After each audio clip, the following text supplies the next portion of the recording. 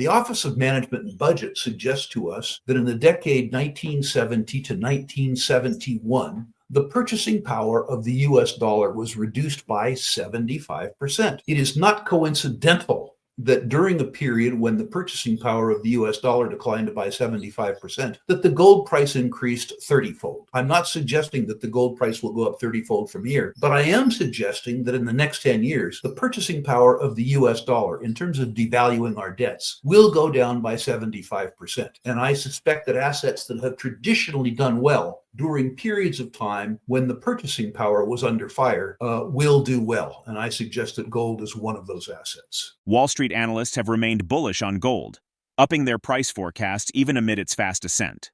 A recent Bank of America survey reveals that 42% of fund managers now expect gold to be the best performing asset class in 2025, a dramatic increase from just 23% in March. This shift in sentiment among professional investors indicates a growing consensus about gold's intermediate-term prospects.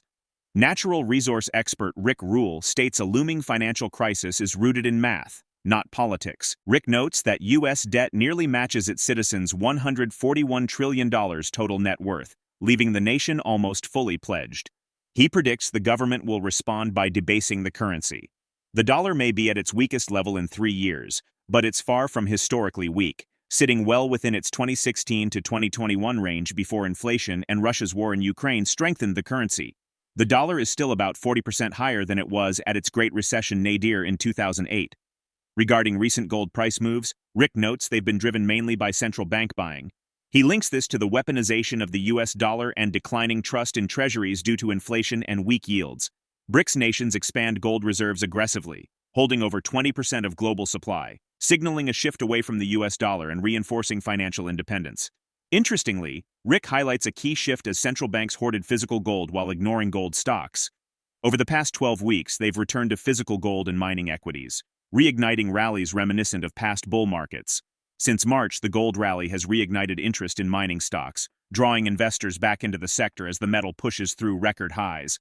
While broader markets have been rattled by volatility, including the so-called Trump blink on tariffs, gold miners have been moving in the opposite direction. Before diving into RickRule's sharp insights from his latest interview, hit that subscribe button and tap the bell icon so you never miss a moment when truth meets the market. Let's get into it.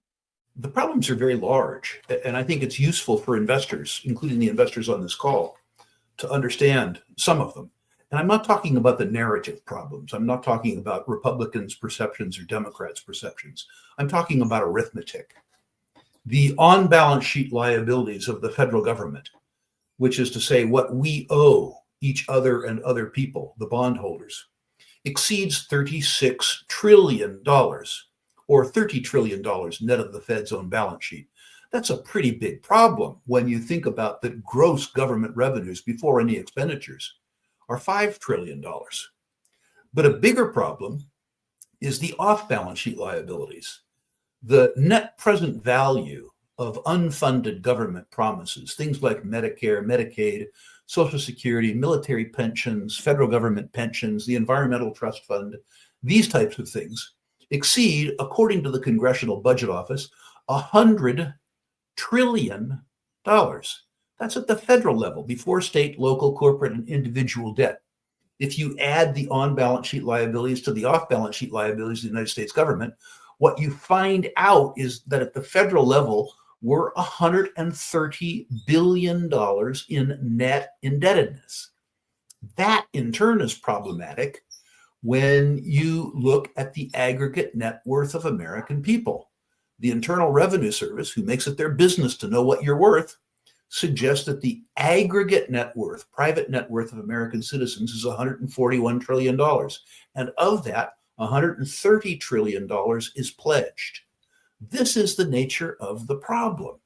This is a real problem. My suspicion, which will tie this back to investments and finance, is that the way that we deal with this program is, yes, we finesse some of the net present value. We raise the entitlement age for Social Security, stuff like that. But that really doesn't matter. My suspicion is that what we do as a society is what we did in the decade of the 1970s. We debase the currency. We reduced the purchasing power of our obligations so that we honor our obligations in a nominal sense, but not in a real sense.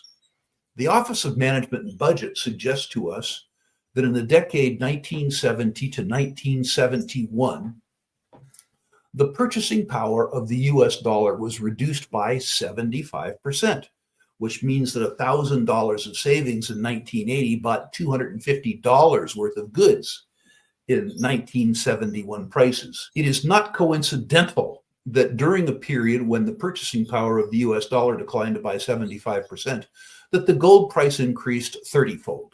I'm not suggesting that the gold price will go up 30-fold from here, but I am suggesting that in the next 10 years, the purchasing power of the US dollar in terms of devaluing our debts will go down by 75%.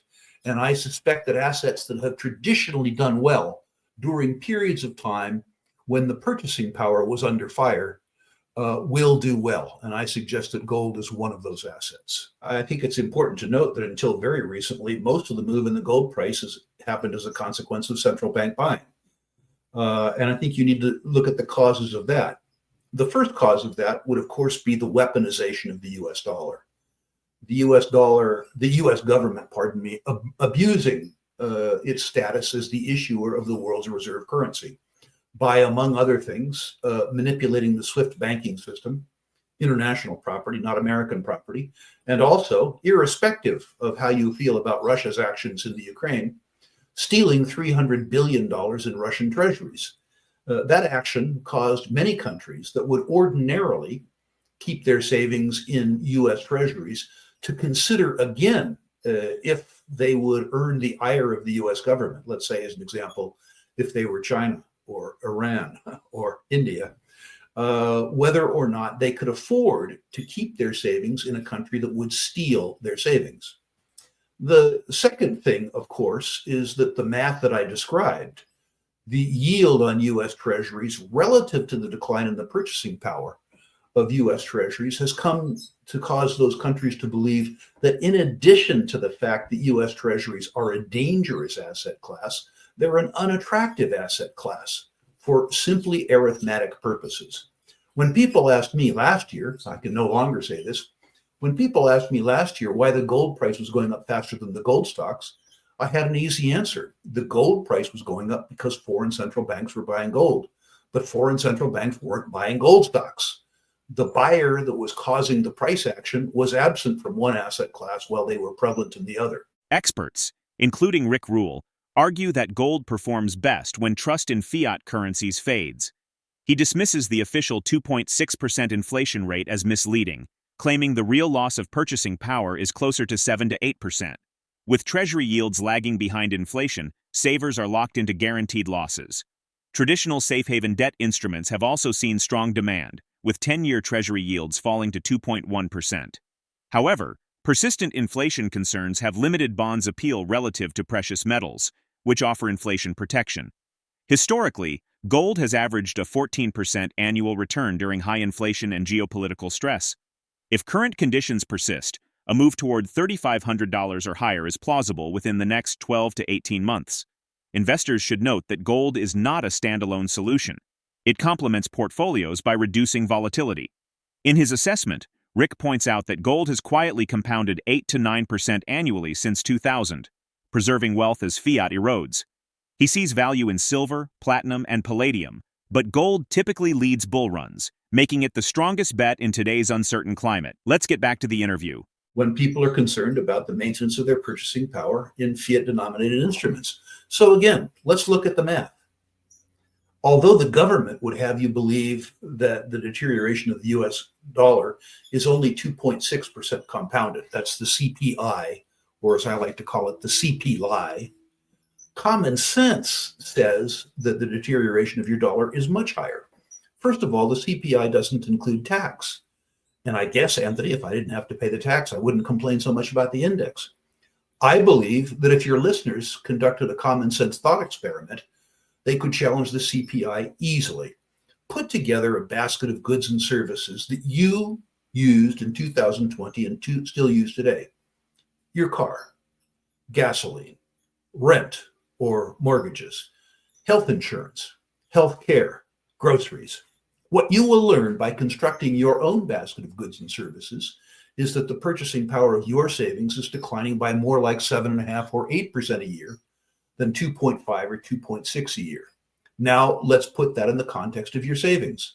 The world's premier saving instrument, the one that everyone else is priced against, is the US 10-year Treasury, the world's benchmark Treasury. Using it as a proxy for savings, if somebody buys the US 10-year Treasury today, the US government solemnly swears to pay them, 4.5% or something like that?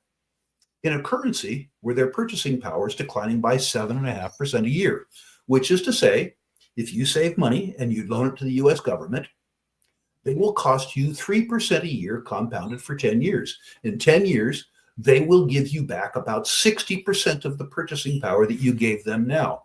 What could make you more nervous about the maintenance of the purchasing power of your savings than a government guarantee that they were going to cost you 40% of those savings over 10 years? I would suggest that if history is prologue, that the current rate of the deterioration of the purchasing power of the US dollar relative to the yield that is commonly available to savers almost guarantees that the gold price continues to do well. And by the way, Anthony, I think it's important to note that this performance in the gold price, while it's become more noticeable of late, has been going on for a very, very long time.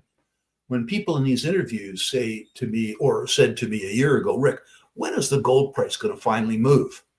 I would say, I think it's going to finally move beginning in the year 2000. In 2000, the gold price was $250 an ounce. Now it's $3,000 an ounce.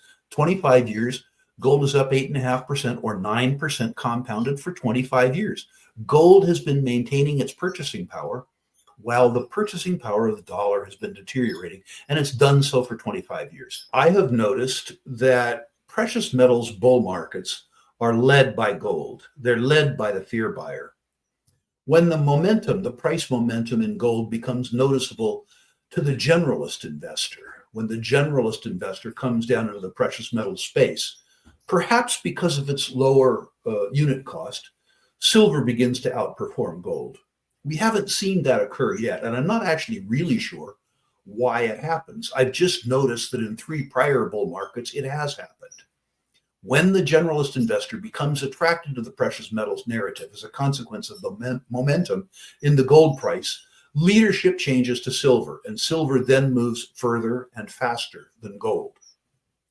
That they are cheap, not merely relative to gold or silver, but relative to a basket of commodities, and in particular relative to the utility that they command as industrial materials. And I think that they will do well over time. But I believe that from an investment perspective, gold right now will maintain its leadership role. Goldman Sachs has upgraded its gold market outlook for 2025 3 times already, now projecting gold to reach $4,000 an ounce by mid-2026. Their analysis cites structural factors including persistent inflation, slowing global growth, and declining real interest rates as supportive of sustained higher gold prices. As global trust in fiat currencies wanes and gold reclaims investor attention, are you positioned to ride the next phase of this historic gold rally? Drop your thoughts in the comment section below. If you find this video informative, don't forget to support our channel and turn on notifications to stay informed about our latest videos. See you in the following video.